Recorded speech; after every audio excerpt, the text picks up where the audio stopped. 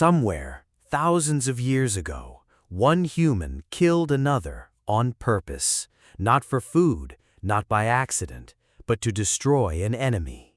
A choice to end another life on purpose. And once that line was crossed, it could never be uncrossed. A door had opened that humanity could never fully close again. Because at some point, killing stopped being personal. It became organized, planned, group against group. Suddenly, the enemy wasn't a person, it was a whole people. This was a new kind of horror the world had never seen. That was the birth of something that still haunts us today, a grim invention we have carried ever since, something we have never fully escaped: war, a word that would come to define much of human history. So when did it begin, and what was the very first human war? To find out, we have to dig into the ground itself. The answer is darker and older than you might think. It's a story of survival, greed, and one terrible choice. And it reveals something surprising about who we really are. First, understand this: violence is nothing new. Humans have always fought over food, mates, and territory. These are the same things animals fight over too. But that's not war. That's just conflict. A punch, a shove, a quarrel. Humans always had those. A fight between two people is as old as humanity itself. War is different. War is organized violence between groups. It's the moment us versus them turned deadly. It's not a brawl. It's a coordinated campaign. It needs planning, cooperation, a shared enemy. And strangely, that makes war a sign of intelligence. It takes a clever mind to turn cooperation into a weapon. Only a smart, social species can wage a war. It takes trust to fight beside someone, and planning to beat an enemy. Which means war and civilization grew up together. The very things that made us great also made us dangerous. So where's the oldest proof of actual war? The ground remembers what the history books forgot. For that, we go to a place called Nataruk in Kenya, a peaceful lakeshore that hid a terrible secret. Around 10,000 years ago, something terrible happened there, a quiet morning that ended in disaster. Archaeologists found the remains of dozens of people, men, women, and children, killed together. The innocent were not spared. That was the horror of it. Whole families caught in a single brutal event. Their injuries told a chilling story. Scientists could read violence in the very bones: crushed skulls, broken hands, arrow and blade wounds. The evidence was impossible to explain any other way. Some had their hands bound. This was no simple fight. The details revealed cold, deliberate cruelty. These people did not die in a fair fight. They were hunted. This was a massacre. One group wiping out another, an entire community erased in a single day. It was deliberate, it was planned, it was war. It's one of the oldest known scenes of human warfare, but it almost certainly wasn't the very first. A grim snapshot of what humans were already capable of. But why? Why would humans do this to each other? The answer often comes down to one thing: resources.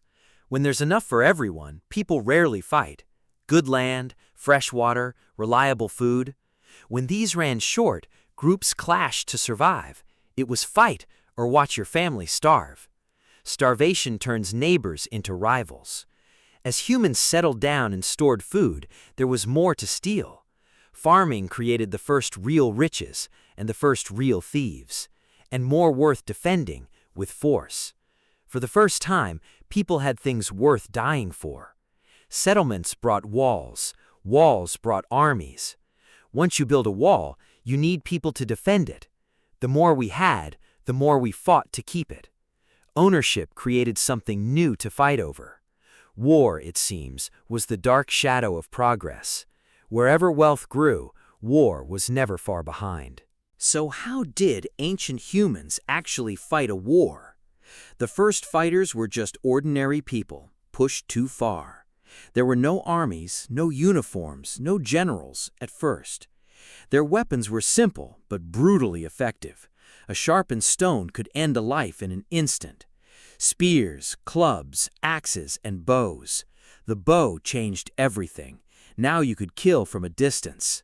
A hunter's tool became a weapon of war. No longer did you have to face your enemy up close. Distance made killing easier and somehow colder. Ambushes and raids became a deadly art. Surprise was the deadliest weapon of all. Small groups would strike fast and vanish, hit hard, take what you can, and be gone before dawn. Over time, tactics grew smarter and more coordinated. Leaders emerged who could command many fighters at once. The first battles had begun to look like real warfare. The rules of war were being written in blood. Organized, planned, and frighteningly effective. And war didn't just hurt us, it changed us. It pushed humans to build walls and fortresses. The first great structures were built out of fear. It drove us to invent better weapons and armor. Each new weapon demanded a new defense. It forced groups to unite under strong leaders. The best war leaders became the first kings. Small tribes merged into larger, stronger ones.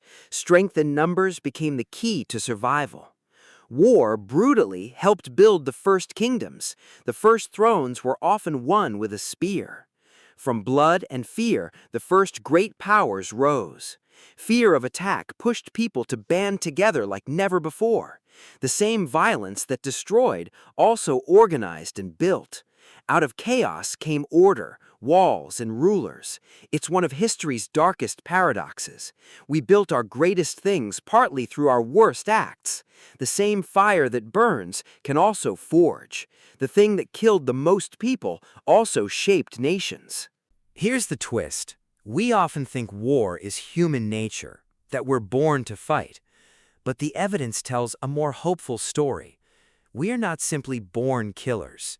For most of our history, humans lived in peace far more than in war. Day to day, life was about family, food, and friendship. War wasn't our natural state, it was a response to conditions. Change the conditions, and humans choose cooperation. Peace isn't naive, it's what we do when we can. Given enough food and safety, people trade instead of fight. Prosperity has always been peace's best friend. We are not doomed to fight. We fought when we had to. Peace, not war, has always been our default. Violence was a tool we reached for, not a cage we lived in. The same brain that plans a war can also plan a peace. The choice was never in our nature, it was in our hands. Our greatest weapon has always been our mind, for good or ill. The very cooperation that made war possible can also end it. The choice, then and now, is always ours to make. The first war was a tragedy, but it was never our destiny. Our story doesn't have to end the way it began. We wrote that first dark chapter. We can write the next one differently. Subscribe. We dig up one piece of the ancient human story every video.